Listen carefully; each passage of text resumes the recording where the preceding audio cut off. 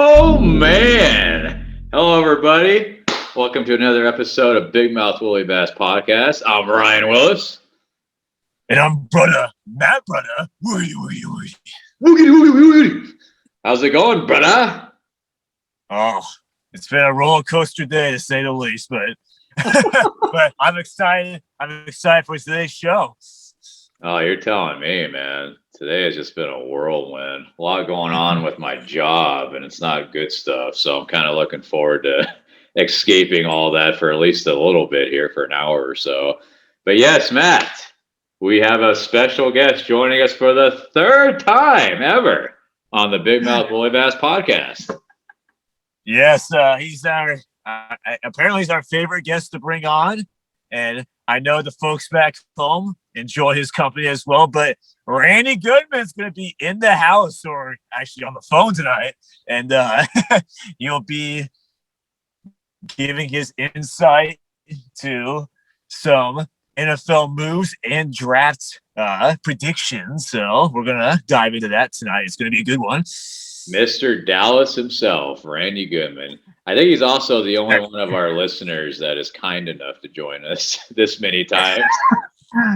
Yeah, Mr. Texas Steakhouse himself. He's just too nice, man. So, yes, we were talking NFL tonight, Matt. It's been, what, like a month and a half or so since we've done really any sort of NFL talk. So we both felt like it was time to kind of dive into it a little bit. We're going to be talking mostly nothing but quarterbacks tonight because we still have to talk about Dak Prescott, who finally got a deal done with Randy's Cowboys. We got to discuss that, of course. We're going to discuss the Carson Wentz trade that went down. What was that, like a month ago? The Sam Darnold trade that just happened a week or two ago. And then, yes, we are going to be doing a little bit of draft talk towards the end of the show. So if you're an NFL fan, stay tuned because we got you covered. I think we're both ready to start talking some NFL again. Let's do this, boy. And as always, Matt, as I like to remind everyone, follow us on social media, Instagram at Big Mouth Willie Bass, at Big Mouth Willie Bass, and on Twitter, where we have not gained a single follower in probably about 2 months, at Big Mouth Willie. And by the way, smash that subscribe button. We are still stuck on 49 subs. Just one more, and we'll get to 50. We need that 50 spot, so please, we're begging you. We want to get to that half-century mark, man. Come on, 50. Make it happen. If you're a loyal viewer of our show, spread the word. Spread the word. Be kind. Because you know what? We're good people. And the world needs more good people. Yeah. All right, man. Well, I just texted Randy that we're ready for him. So let's see if he calls us or if I'm going to have to call him again. We are, by the way, going to have Randy join us over the telephone again and not through Zoom because, Matt, as we found out when we had Andrew Fander join us a few weeks ago, we can only have someone on for a certain amount of time before Zoom's like, oh, you got to pay for our upgrade here. Yeah. So, we're not going to pay for it. He's calling us. Let me get him on speakerphone. Here we go. Randy, can you hear us? I can hear you guys. How's it going? We're doing great, man. Matt, can you hear Randy? I hear him pretty loud and clearly. All right, perfect. Randy, how you doing tonight, buddy? Doing good, man. Doing good. Just hanging out and watching some sports and all that good stuff. It's about all we can do right now. That's it. Looks like sports is back. Oh, I know. They're finally letting fans into the stands again. Of course, Randy, for your Texas Rangers, they just completely opened up that ballpark, didn't they? The warehouse was full. A full house, man. That is just insanity. A full warehouse, yeah. What are your thoughts on that, Randy? Wow, that's a very loaded question there. Let's see. Well, what could go wrong? Over 40,000 people packed in there like sardines. And they're more than likely not going to wear their mask once they get down to their seats. No. And, you know, they're eating their nachos and stuff and they're like, "Oh, yeah, I forgot to put my mask back on after I ate my nachos and drank my beer," you know. And so, but then I saw one of the games I watched, the opening series, down in one of the suites or whatever, no mask on or whatever. Everybody's just, laughing it up, having a good time. No COVID. COVID's COVID. It's over, man. Wouldn't be able to tell. Vaccines. We got our vaccines. We're good. Yeah, it's over. Yeah. So. Well, I joked with you. Remember when they announced they were going to allow a full house for opening day? I was like, "So you and the family are heading over there right now, right?" Yeah, no. Tap the brakes on that one.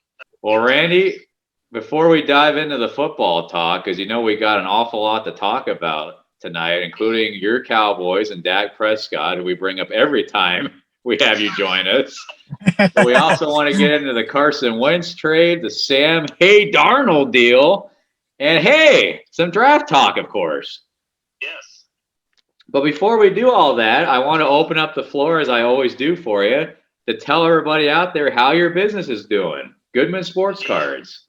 Yeah, the card business is doing pretty good. Last time I talked to you, had a few things going on, and was posting some stuff. And then as just these past couple of months, we have a new website now, GoodmanSportsCards.com. You can go on there and actually order some baseball products, and also I have some special basketball boxes that I put together, and we sold out of those real quick. I bet. They came with 120 cards and a sealed pack of 2020 NBA cards, and those were selling like hotcakes. And then we had some optic football. Those were one of the hottest things out. I think I went through a full thing of inventory probably in a week and a half. It's just insane. Stuff up. Speaking of insane, it's been crazy just to get your hands on some of these cards recently. Oh, it's almost impossible. You have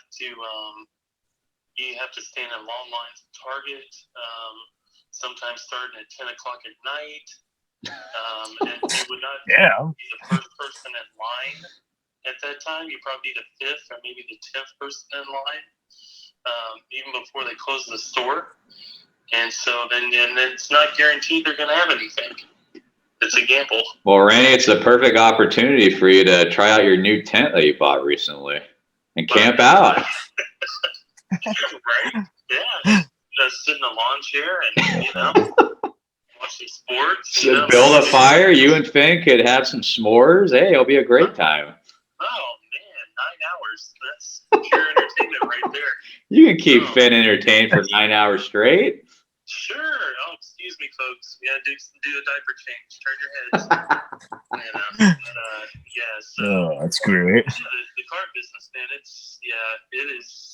is something else. The game has changed since I was doing it a long time ago, and I got back into it. And of course, if people go to GoodmanSportsCards.com and then go under our story, you can read the whole story, how I started this, and kind of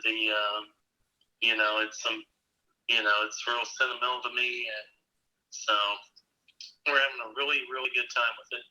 Yeah, us too, man. And I wanted to remind everybody out there that you can follow Randy on Instagram. He's very heavy on Insta at Goodman Sports Cards. That's at Goodman Sports Cards. And Randy, I also wanted to mention you have a YouTube channel for Goodman Sports Cards. I do have a YouTube channel. We did a little facelift to it, and there's some new videos posted of some box rips and something I'll get some of the retail stuff, and then some of it I will sell, and then of course for me, the fun is also ripping a box, and so you also too for other people, hey, I wonder, these football cards, I see them around, what's in the box? Well, what's in the box? It's the inside scoop. Yeah, rip the box, and hopefully, we find a good card in there and stuff. So like a Ja Morant rookie card. Yeah. So the real quick on that, I don't know if I'll just tell you I know we're kind of limited on time here, but so the John Moran, I'm going to be doing a blog post on that that was my first big sale. And if you're ever curious, listeners out there, they're ever curious, they're in line or they go over there by the self-checkout and they see the card section or whatever, and you see, a hanger pack or a box or whatever, maybe take a chance on that, because that's one of the things that got me hooked back in was like, I'm a big sports fan. I'm like, yeah, this looks kind of like fun. There's like 40 cards in a pack. What could I get? Maybe something fun, and open up a pack, and then halfway in the pack, upside down is John Moran autograph card. Son of a bitch, it's a John Moran. $4.99 pack turned into an $1,800 sale. Oh my gosh! Now that's a true American story right there, Randy. Capitalism. Hop on the Randy train with Goodman Sports Cards. Choo choo! We're at the pulling that back. He's already looking at the Topps products. He's already on your website right now, Randy, buying up all your cards. Come on. Sorry, folks. All right, so Dak Prescott. Guys, this will probably, hopefully, be the last time that us three will be talking about him, at least contract talk.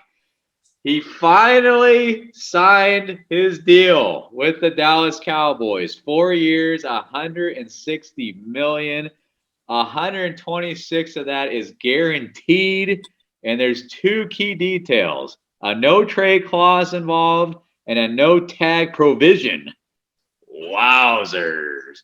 Randy, I know this deal happened well over a month ago, but what was your initial reaction to this deal finally happening?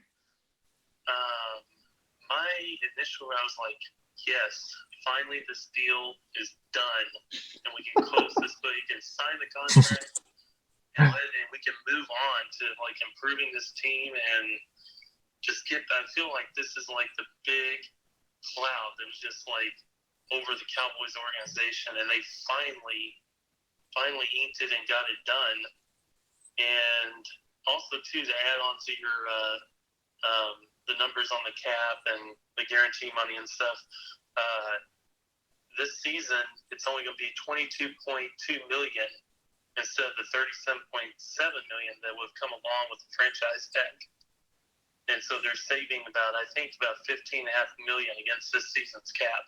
Oh, that's huge. Yeah, because like you mentioned, they have so many needs, right? I'm trying to remember who they even locked up in free agency. Randy, do you remember? Can you refresh our minds? No, it's been like crickets chirping. Which is a little disconcerting, Randy, considering the season that you guys just had in 2020. Well, and I'm gonna probably sound like a broken record until the season starts, but one thing you've got to fix the defense. This defense is horrible, and the Cowboys haven't had a shutdown corner in 25 years. Just Dion. Since Dion, yeah. They've got to get a corner in this draft. We'll talk draft talk, but the Cowboys have got to do that. It's just I think with Prescott getting signed, you got to focus now on improving the roster around him, and they can contend for a Super Bowl. They got Lamb, Jarwin, Cooper, Elliott, and these guys are locked up. I think Lamb and Jarwin's locked up 2023. Prescott and Cooper's 2024, and Elliott's 2026. So you got these core guys in there. They're playing around Prescott, but you got to build around him. But to me, the first, and I know offense is sexy and tight ends and wide receivers and running backs and stuff, but man, you got to go defense. They have got to go defense in this draft. Matt, what do you think? I wasn't the biggest fan of it initially, but I've kind of warmed up to it more because initially I was thinking like, you're paying a guy that had a serious injury, all this money in the world. And on top of that too, Prescott only has one career playoff victory. So I know he puts up a lot of stats that looks all good, but hey, even Jameis Winston puts up a lot of good passing yard numbers in. What has his career turned out to be? Of course, Prescott doesn't turn the ball over like him, but still, I'm just trying to make a point here. But with that said, I have warmed up to this signing a lot more because even though it's a 4-year, $160 million deal, it so much of that was the signing bonus of $66 million.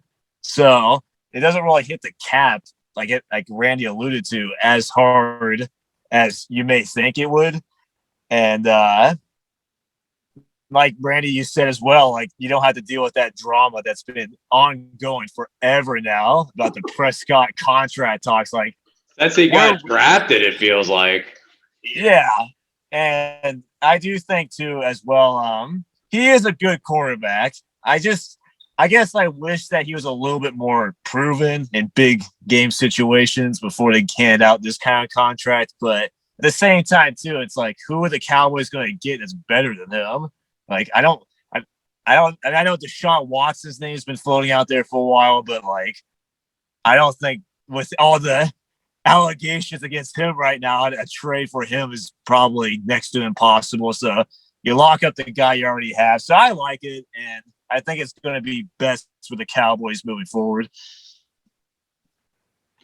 Yeah, I mean, I think you guys both are aware of what I've said about Dak in previous episodes where we've talked about him. I'm not the biggest Dak guy in the world, but even I must admit, guys, I can understand the deal because Dak, I think for sure, came out as the victory guy, as the winner last season because, yeah, he broke his ankle in week 5 and it was a terrible injury. But it just further proved how valuable he is on that team, right, Randy? Because in comes the Red Ryder BB gun, Andy Dalton, who just stunk up the joint the rest of the season.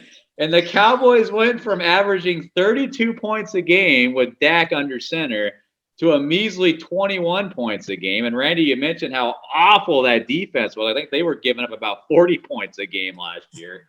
That's not a winning formula. So I think just because of how awful Andy Dalton was and just the quarterback play in general after Dak went down, he really came out as the winner. Like, hey, guys, this is why you need to pay me because clearly we can't even win a game hardly if I'm not out there. Mm-hmm. Yeah, I think they only scored 1 touchdown in 3 games.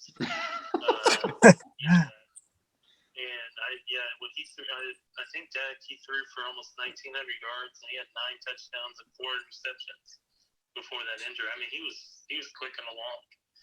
But I think also too with this Dak deal, like a little also too, like with his character and the team rallies around him and they see him as a leader. And I mean, that's so important.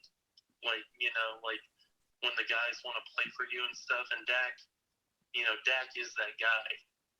And I also think, too, I mean, he's a winner. I mean, he's been a winner since he's been in the league. He has a 42-27 record as a starting quarterback. He has 15 game-winning drives. So he's been clutch, in some of the games they've been in.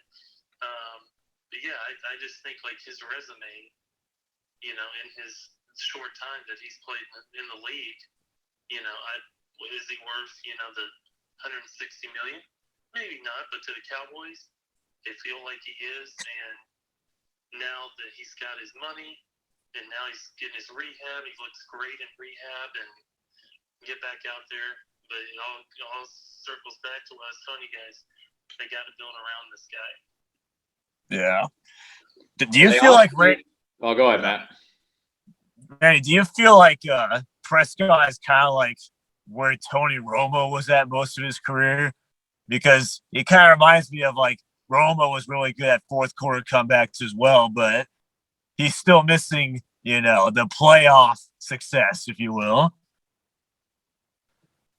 Yeah, I think I really think like he gets a couple of playoff wins in his belt and gets that confident, takes them to the playoffs and gets going. I mean, I think like I really don't. I can see the similar like him and Romo.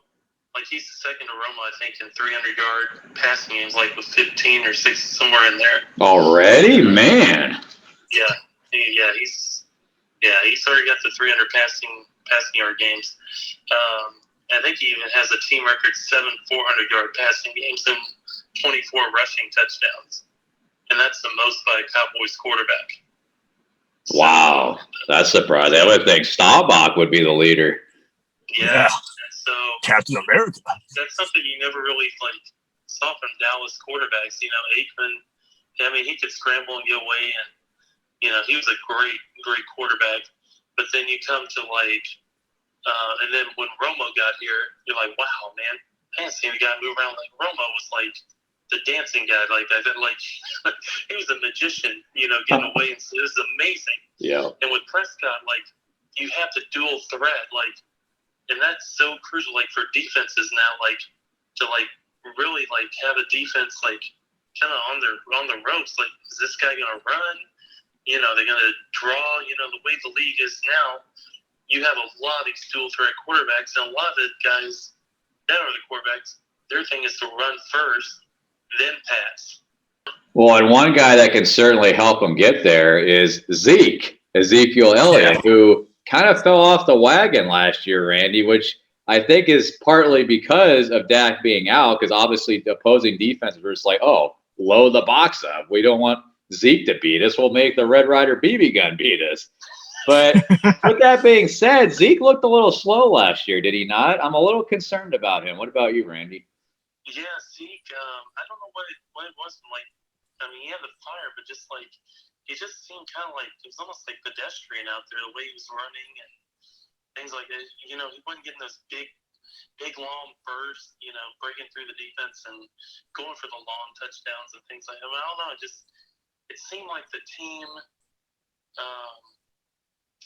they're just running on different cylinders. I don't know how to explain it. It's just that team, the offensive line, of course. You got to go with the offensive line was awful last year too. I mean, that offensive line had been, the same since they lost Frederick, and then you had Martin have injuries, and then Tyron Smith. Hey, that's a big, question mark. And then you got guys coming in and out, from the street or, practice squad and things like that. I mean, it's just yes, I would agree with you. Zeke, I don't know, something, light bulb, maybe the light bulb was flickering in there last year, and he just wouldn't get to it. But I don't know, the guy, he got his money too, and then it just seemed like, he was on the milk cart. Where's Zeke? Put on some weight too, it looked like. I think he was eating a little too much after every play. Well, yeah, he was, working out at Cabo and all that stuff, when he was trying to get the contract. And I guess when he got the contract, he was, he was saying, feed me more. He was literally, feed me more. So, I think he was going to the rodeo goat a few times too many. He probably was, and probably some heartache barbecue too. Parties? Or the beans are complimentary. That's right. Well, regardless, Dak has still got a lot to prove, Matt, as you alluded to. So it'll certainly be interesting to see what Dak is able to accomplish in the next few years with those Dallas Cowboys. Now, Go Cowboys. Moving on to my Indianapolis Colts. They pulled off quite a surprising trade, at least in my opinion, and I'm still not quite sure what to think about it. But they acquired the good old boy, Carson Wentz, from Randy's favorite, the Philadelphia Eagles, excuse me. Filthy birds. And In exchange, the Eagles will be getting a 2021 third-round pick and a conditional 2022 second-round pick that can turn into a first-rounder if Wentz plays 75% of the snaps this coming season. That pick could also become a first-rounder if Wentz plays 70% of the snaps and the Colts make the playoffs. So that very easily could turn into a first-round pick for the Eagles in a couple of years. Well, next year, actually. So what do we think about this trade, guys? Because honestly, I'm still on the fence about it because Carson Wentz was just so horrendous last year. I know he didn't have much help around him, but my goodness, the guy went from an MVP candidate in 2018 to all of a sudden he can't throw the ball more than 15 yards.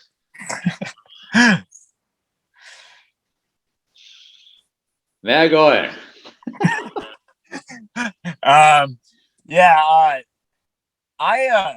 To tell you the truth, I actually do like this move for Indy. I don't think they gave up that much for a guy that could potentially be, that's the key word, potentially be the guy for the future. And don't forget, he's still pretty young too. It's not like, he's been in the league for 10 plus years. He's year 5 or 6 now.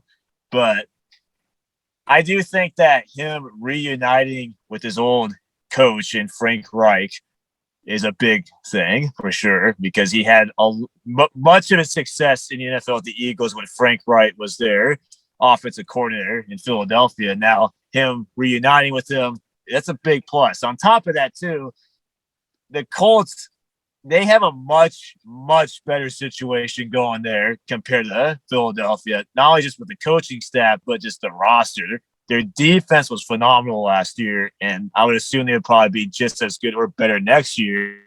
They had a great running game with Jonathan Taylor. Their offensive line, as you probably would know, Rye, they held up pretty good, and they protected Phillip Rivers. Quentin Nelson, the machine. Yeah.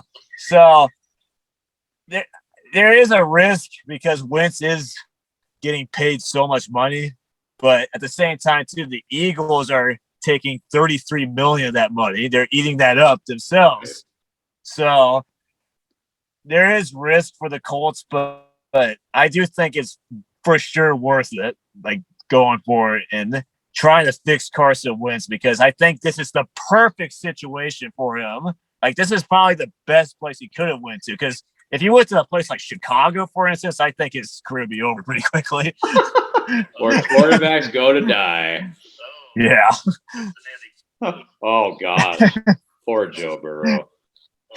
Don't mention that. It'll break Randy's heart. Randy, what do you think about the Carson Wentz deal? Do you like it for the Colts better or for the Eagles?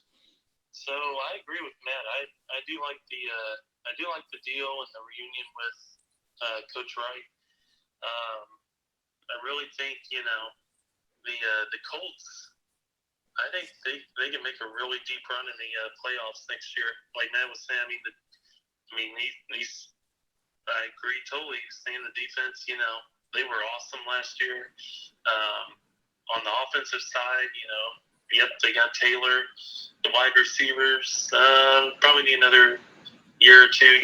Michael Pittman, baby, let's go. Yeah. The receivers, just as they mature and go along stuff, I might even add another receiver in there in this year's draft. Yeah. To kind of go along with that. I do like the deal for the Colts. For the Eagles, is Hurts the answer? You looked all right those last few games, I suppose. Yeah, possibly. You guys a winner. I don't know. We'll see how it goes there. But the Colts, you guys were talking about the offensive line and stuff, and I think they do need to draft a left tackle to protect Carson's blind side. Yeah. I really think they do need a left tackle. And I've already got a guy penciled in. I'm already doing a little bit of draft stuff, I have a draft show, but I've already got a guy penciled in, Alex Leatherwood out of Alabama, 6'6", 322. Sign him up, baby. Put the shoe on the helmet. Let's go. He's a big boy, Ryan. Eats a lot of nachos. That's right, nachos and beer. But but you go back. Yeah, I think it was a good deal for the Colts. Getting Wentz. I'm excited to see what he's going to do this year with him, and I actually can pull for him that he's not playing for the Dirty Birds up there. Right, because it seems like he's a down-to-earth good guy, doesn't he? I mean, there were some reports coming out last year, I'm sure you guys both are aware, that he was not being a great teammate, that him and Doug Peterson were not getting along or talking to each other the last month or two of the season, and some of his teammates were kind of turned off by that. But all the interviews I've seen and just former teammates of his, they all praise him and say how great of a dude he is. So I'm not really too concerned about the character side. I think he legitimately wants to win. And let's not forget, guys, when he tore his ACL the year they won the Super Bowl, I think that definitely did something to him mentally. Because how are you supposed to come back from that? Your backup quarterback won a Super Bowl. Now all the fans expect you to duplicate that. And it was pretty much a lose-lose situation after that. And we know how tough the Philly crowd can be. So he desperately needed a change of scenery. And Matt, as you said, I agree. Probably the best case scenario, just like what we were talking about last year, Matt, with Phillip Rivers. We were all saying, yeah, perfect spot for him to go because they already got a solid offensive line. They got young weapons, their defense, top 10 unit. So, yeah, I mean, if there's a place for Carson to kind of rejuvenate his career, I would hope it's going to be Indy. So I'm pulling for him. I am. I am still a little skeptical only because he just did not look good the last couple of years. But again, was that more of a byproduct of just how terrible the Eagles were and the lack of coaching? I don't know. We'll find out. And then from the Eagles standpoint, I like it because, let's be honest, that was probably the best deal the Eagles were going to find, right? I think they wanted, 2 first-round picks initially when they were shopping them around. Nobody was going to give them that. Come on. So I think for the Eagles, best case scenario, they probably will get that first-round pick in 2022, although Carson does get banged up a lot, so stay tuned. But I think it was a good trade for both sides. I really do. Yeah. That must have been tough, too, for Carson Wentz to, after that Super Bowl victory that they had, to see a statue of Nick Foles at Lincoln Financial Field instead of you, while you're the starter still, that must have been really difficult. All right, guys, let's go ahead and move on to the next guy I want to talk about. Hey, Darnold. Hey, Darnold. He got traded from Randy's Jets. The team that we love to hate, I'll tell you. Darnold gets shipped from the Jets to the Carolina Panthers. Wow. In return for Darnold, the Jets. Let's see. What did they do here? The Jets received 3 picks, a 6th-rounder in this year's draft. And then they will receive a 2nd-rounder and a 4th-rounder in 2022. So really, the Panthers did not have to give up much at all, guys, to get a guy who was the number 3 overall pick in 2018 out of USC. I still believe that Sam Darnold can be a decent quarterback. I was not too high on him. Randy, you may recall this, actually. We may have done a live draft show the year that Sam Darnold got drafted. I can't remember now. But I was not too high on Darnold just because he's a USC guy. And lately, USC quarterbacks have just not delivered at the NFL level. Matt Leinart, Matt Barkley, John David Booty. I mean, the track record's just not there. You have to go all the way back to, I believe, Carson Palmer, right, was the last really good USC quarterback to excel at the NFL level. But I do believe that the talent and the ability is there for Darnold. He just needs to be given the proper chance, have a good team, a solid coach around him, because who was his coach while he was a Jet? None other than Adam Gase, where quarterbacks go to die.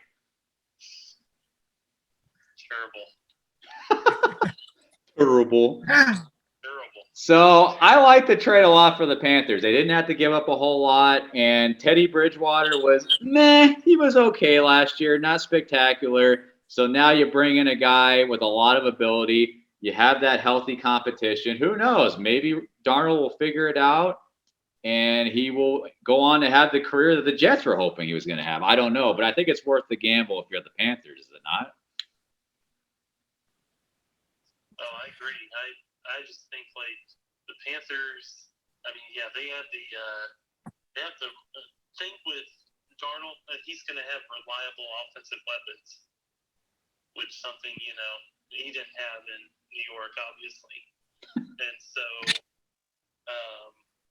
I just think with Darnold, I mean, I would think he feels relief and excitement, getting a fresh start, and I was reading something the other day, he already loves the culture in Carolina and the coaching staff, which, I mean, that's huge, and I just jotted down like one of his quotes, just take guys everybody, he's just saying, to go from being unwanted to being wanted is huge.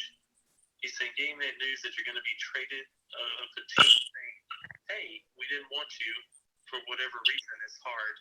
Right now I feel great about it and I'm excited to get here and get started. I mean, and that conversation, just him saying that there is huge. Yeah.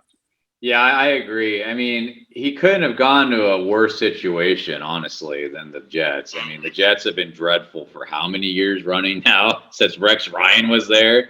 I mean, it's just an awful, awful situation to be a part of. And again, Adam Gase, do I need to say any more about that? I mean, he was just doomed from the get-go. I mean, look, in his 3 seasons with the Jets, he was at 13-25. As a starter, he had 45 touchdowns, 39 interceptions. I mean, that's not great, but it's also not terrible. You don't look at that and say, okay, there's no hope for this guy. I mean, if he was able to put up those type of numbers with the Jets of all teams, I definitely think he can improve upon that. He, however, did complete only 59.8% of his passes, and he never finished above 26 in passer rating. So that's a little concerning. But again, he's been under Gase, and he's only 23 years old, for crying out loud. He's still young. Yeah. Matt, your thoughts? Yeah, that's a good point because even any good player can go to a team, but even a good player can go to a dysfunctional organization. Their skill sets would be severely limited, and we definitely saw that with Darnold. But that's a good point too. He's only 23, and it's kind of crazy, but he's actually younger than Joe Burrow, and Darnold's been in the league for 3 years. So that kind of puts things in perspective, right? Like, right. But yeah, I do love this trade for Carolina because the culture there in Carolina. I mean, I know the Jets do have a new coaching staff there again, but but Carolina definitely. I think they're going the right direction. They got a new owner. They got a good younger coaching staff. Matt Rule. Also, yeah. And speaking of Joe Burrow, since I mentioned him earlier, his old offensive coordinator from LSU, who helped him become a Heisman Trophy winner, Joe Brady, is the Panthers' offensive coordinator. So that's a pretty good connection there as well. So that should definitely improve his game as well. It's, again, there's a low risk, high reward ceiling for him. And as you mentioned, Ryan, Adam Gase, I did believe, derailed Darnold's development quite a bit. So it's a fresh, it's a fresh start, a much needed fresh start, and they also have a pretty good draft spot, so they could potentially draft a new weapon for him. So stay tuned. Aren't they picking at number 8? Or I know they're in the top 10, right? Yes, that's correct. So, and he's got Christian McCaffrey back there, who hopefully is going to stay healthy this year for all of us fantasy owners.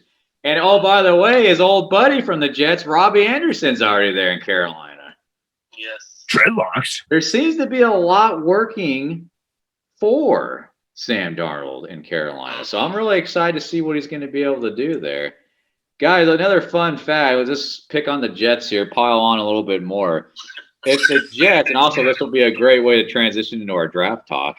If the Jets do select a quarterback at pick number 2, they would become the first team in the common draft era, which is since 1967, to select 2 quarterbacks from the top 3 overall picks in a 4-year span. So, hey, they got that going for them at least. Oh, jeez. Consistently bad. That's just great. Fantastic. Uh, So with that, let's go ahead and transition into the last topic of the night, guys. Draft talk. Randy, the Jets at pick number 2. Where did they go? Justin Fields, perhaps? Zack Wilson? What do you think? I think they're going to go with Wilson. Ooh. I gotta tell you, I really like Zack Wilson. I did not watch a whole lot of him at BYU, but this kid can sling it, can he not? Yeah, I think he threw for 3,700 yards and 33 touchdowns and 3 interceptions. And that will play. He was playing against a lot of weak competition too. I have to put in a little asterisk on that one. Oh, we can overlook that. The guy can play, he's fine. But yeah, the scouting report on him. I mean, he's got the arm talent. Picked up the yards with his feet, like we were talking. Dual threat quarterbacks. He can buy time to escape the pass rush and extend plays. Plays tough and inspires his teammates to play for him. Like I see that and draft him. I'm like, hey, this is a no-brainer, But then, of course, you go with the negative side, and then you got team sources saying this guy's a selfish know-it-all. And Were we all at that age? Come on. Yeah, that's true. Entitled brat, and his uncle owns JetBlue. And he went to BYU. And we're just. Need we say more? I'm looking at the draft notes here, and I'm like, my guy's got the next Jim McMahon. That's who I was just thinking of. Good old Jimmy McMahon. The last good quarterback to come out of BYU. If he comes out with sunglasses on and comes out to the draft podium with sunglasses on and shakes in a mullet. I'm just bust out laughing. In a mullet, Matt said. Yes. With the Jets, quarterback. They're going to go quarterback. I just think, for me, because I know our conversation here is Wilson and Fields. To me, I'm just not. And some people are sold on Fields, and we can talk about him too. But I don't know. I like a little bit the potential of Wilson more than I do Fields. Yeah, I'm right there with you. Yeah, I was going to ask you what you thought about Fields, Randy, because I know you watched him a ton last year. And to be honest with you, neither Matt nor myself really did watch a ton of college football. But, I mean, do you think Justin Fields has an opportunity, has a chance to be a franchise quarterback? Because I'm kind of under the belief that he's not. But like you said, a lot of experts are kind of split on him right now. Some believe in him, some don't. Do you think he has a chance to be that guy in the NFL? So I think Fields has the chance. I think he really he needs to do a lot of work in critical areas, to improve. But I mean, he has a dynamic skill set, and he has a natural passing ability, and he's a dangerous runner, dual threat quarterback. There we go again, selling. Topic of the night. Yeah, and, strong arm, and I just little notes that I've written down about watching games. He's aggressive, push the ball downfield. But then, the downside of him, like I was telling you, he needs development and refinement. And one thing that's really troubling about him is he has a serious lack of pocket awareness. Which I think, that's something you really got to improve on. But oh yeah. And this guy's young too. But to go back to the things that he needs to work on, he needs to work on his pocket passing, handling blitzes, and anticipating his receivers coming open. That's just things I feel if you're a top 10 or top 5 quarterback coming in, you should have the majority of these things down in your resume when you're coming in. Because a lot of these guys, they're going to come in and they're going to be day one starters. And really struggle the first year because they're still trying to figure this stuff out in training camp. is one training camp is not going to fix all these issues. This stuff that they need to work on. And they're going to have one less preseason game to figure it out. Exactly. Yeah. So I do like Fields, but I don't. For me, I don't see him as a top 5 pick. I see him going somewhere. Maybe the Broncos, or maybe the Patriots trade up where the Cowboys are at 10. Ooh. And they take Fields, and Belichick can work with him, and get him going up there. But that's kind of where I am right now. But I see where the 49ers and the Falcons, they're also heavily watching him and stuff. And with the Falcons, they were talking about, we'll take Fields, and then we'll play Ryan this year, and then we'll trade him in his big bloated salary, next year. But his big, blubbery, bodacious contract. That would be interesting. So the Fields, he's going to be a top 10 pick. Where's he going to go? Like I said, 49ers, Falcons, Broncos, or Patriots is the landing spots I have for him. And then Wilson, I have him going to the Jets at 2. Yeah, Matt, I don't know how you feel about Fields. I personally wouldn't take him in the top 10. To me, he's more of like a middle to maybe late first-round guy. Do you have an opinion on Fields? Kind of like what I was mentioning with Jalen Hurts earlier. Like, he's a freak athlete. Like, I don't know if you guys saw his 40-yard dash, but that guy's a freaking monster. But again, that doesn't always translate to the NFL game. No. I think he had a really bad game last year against Northwestern, if I'm not mistaken. I think he also, I forget who it was against, but there's another game he struggled against where just like, it's not really a good look for you, pal. But with that said, everyone has bad games, so I shouldn't be too bashful, I guess. But I kind of agree with Randy where, like, he needs to go to a team where they support him, they got a good coaching staff, and they develop him. And that's why I don't think he should not go to the Jets, because Robert Saleh, he's a defensive-minded head coach, and I don't think that would work out. You don't want a project quarterback, so to speak, number 2 going to the Jets. Unless if they still had Sam Darnold, then I'd probably be more open to Justin Fields going there. But I have to think the Jets are getting the guy who's going in day one. You're the guy, and I think Zack Wilson far more, completes that. But where I think Fields will go, I feel like it's a toss-up with the 49ers, because you get half of the people that saying that he's going to go to the 49ers, but then Mac Jones is also a guy that could go number 3 as well. Alabama! And if you were to ask me, would I rather have Mac Jones or Justin Fields?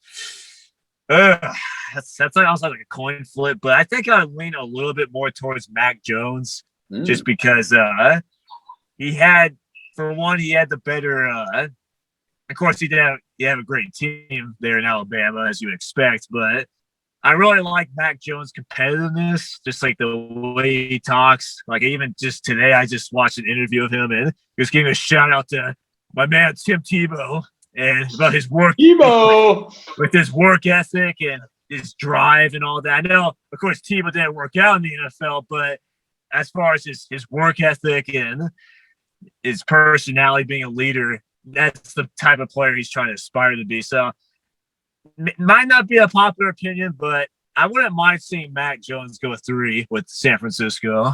Ooh.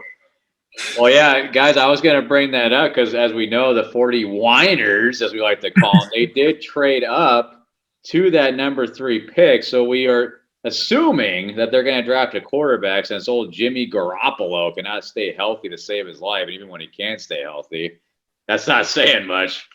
I know the 49ers went to Mac Jones's pro day, and he did not have a great day from what I remember. I remember they showed some clips of him overthrowing his receivers, and it would pan on Bill Belichick. He just start shaking his head and just chuckling like, what in the hell are we even doing here? And then I remember they showed Kyle Shanahan after one of his overthrows, and he just had like this blank expression on his face like, oh, shit. This is the guy that we traded up for potentially. So I don't know. I'm not sold on Mac Jones, Randy. I wanted to get your thoughts on him real quick. But yeah, I'm not sold because again, he's coming out of Alabama where his entire offensive line is NFL talent. His receivers are like NFL #1 receivers day one, pretty much. I mean, talent galore. I'm not sold on Mac Jones. What about you? No, I'm not sold on him either. It's tough. The 49ers are kind of in a tough spot. I mean, they really want to move up with that pick, and I really think like maybe they're thinking, with, oh, well, Jones is there, but then like in the back of their minds they're saying, well, Fields is looking pretty good, as another option here, they could go with. And it wouldn't surprise me, they go with Fields, at that third pick. But what are they going to do with Garoppolo? Like, where are they going to send them to? New England. Reunited and it feels so good. Return to sender. Oh, man. Pretty much. We know that Belichick loves the guy because he was pissed that New England basically forced him to trade him to San Francisco. Remember when that report came out a couple years ago? Mm-hmm.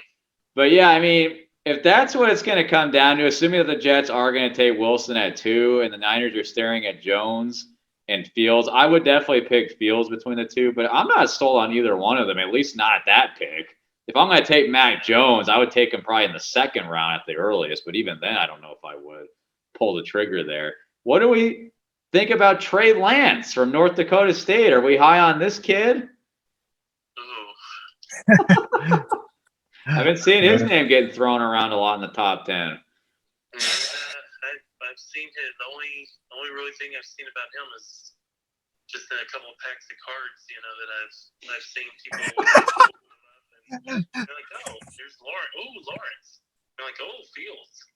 And they're like, oh, Jones. And then they're like, dude, who's this guy? Lance. And they're like, put him on the pound, Any scouting reports on the back of those cards, Randy? Yeah, I need to. Actually, I need to get a box of those and to kind of check out this guy's stats, see what's going on. But yeah, Lance is another one. I think I was seeing something. Was it like five quarterbacks to go in the top 15 or something like that? Yeah, this year? I could see it for sure. I'll be honest with you. I think Lance is going to go to Denver. I think old horseface over there in Denver is going to pull the trigger on Lance. I just think that's the perfect marriage. Elway loves drafting mediocre quarterbacks. I'm sorry. I shouldn't say that. Lance could end up being the best quarterback in this class for all we know. But that's where I predict he'll go as Denver because Elway just always seems to make the wrong decision when he's drafting a quarterback. So. Yeah, they're still trying to find one since he left. Ever Brock Osweiler? Oh, man. Wow. Or Paxton Lynch. I was going to say, who's the other kid they drafted? Paxton Lynch. Oh, my gosh. He only made 3 or 4 starts, I think, in the NFL. Man. Sad. Our draft shows when they moved up to get him. Remember that? Yes, I do remember that. My God. Now he's selling insurance somewhere. Actually, I don't know. But might as well should be. Oh, my goodness. Well, regardless, guys, it's going to be really interesting. I just want to say, call me crazy, but Zack Wilson reminds me a lot of old Patty Mahomes in Kansas City. I mean, his talent is just through the roof. And I know what you're saying, Randy, about his personality, but I would be so tempted to take that kid as early as possible. I'm a sucker for guys with arm strength, and this kid has it, man. I mean, he can sling it 100 yards down the field. It's amazing. So, but the problem is, if he goes to the Jets, we kind of know how that's going to go. So I kind of hope he doesn't go there, and I would love to see him go to the Niners with Kyle Shanahan because I think that would be a marriage in heaven. But, yeah, I do think the Jets will go with Wilson. Is there any chance that the Jacksonville Jaguars are not going to take Trevor Lawrence? Any takers? No takers. Hot take alert. No, yeah, I don't think they'll pass on him either. That was a given there. Yeah. Just don't give up on the sports cards business, man, because that's definitely taken off. It seems like you're doing really well with that. So keep at it. We appreciate you joining us. And again, go on Randy's website, GoodmanSportsCards.com. That's right. Lots of great products on there. All right, man. Well, hey, thank you again so much for joining us, Randy. You have a great night, all right? Say hello to the family. Yes, thank you, Randy. Sir, hey, stay positive, test negative. You guys have a great weekend. And get your COVID shot. All right, Randy. Take care. All right, you guys take care too. All right, appreciate it. All right, bye-bye. All right, bye-bye. You're the absolute best. Dang, I was so that's where we hung up. All right, man. Well, that was a whole lot of fun having Randy Goodman join us like always, but I think it's time for us to say farewell, goodbye. We'll see you again next week. Maybe we will be there. Well, Matt, next week we have another guest joining us for the very first time on the Big Mouth Boys podcast. Should we say his name now, or is it going to be a surprise? Nah, it'll be a surprise. We'll tease it later on social media. Gotcha. Until next time, I'm Ryan Willis. And I'm Matt Willis. Thank you so much for tuning in. Remember, hit that subscribe button. Leave us a comment. Bye-bye. Woogity, woogity, woogity. Woogity, woogity, woogity.